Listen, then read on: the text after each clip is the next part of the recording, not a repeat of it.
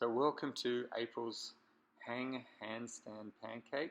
So instead of a hang compression movement, we're working on spinal alignment and shoulder alignment in the handstand. So we want a straight line from the wrist to the shoulder to the hips, and here I'm making a correction in the ribs, and then the harder one in the hang is to correct that hip flexor engagement.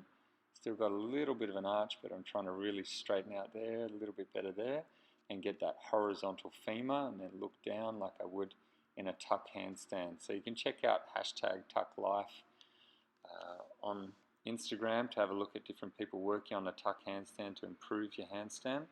Here in the handstand, I'm using the pad to pull down. You can take about 25% of your weight out of the handstand, so it makes it much easier. Here I'm going into a balance. You don't need to do that. You can stay on the pad and really try and work that alignment. You can still see I've got a bit of a shoulder bump, need to work on the shoulder protraction. Then looking up, the balance I don't find too hard because it's a lower center of gravity. You can see how much that helps that handstand line by getting stronger in the tuck.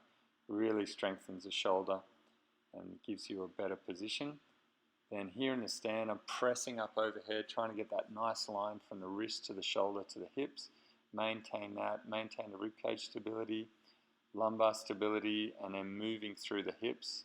Then here going into that pike position, the forward bend, so really challenging the hamstrings here, challenging that line, getting that look down like I'd look at the ceiling in a handstand in that position. Got that external rotation, shrugging up, trying to maintain shoulder protraction, losing it a bit. We need to work on that with the serratus, and then going into that squat, and then pressing up overhead. I'm a bit forward there because it's much easier on your feet to lean forward.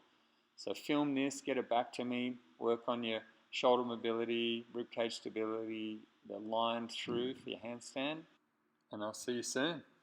Cheers, guys.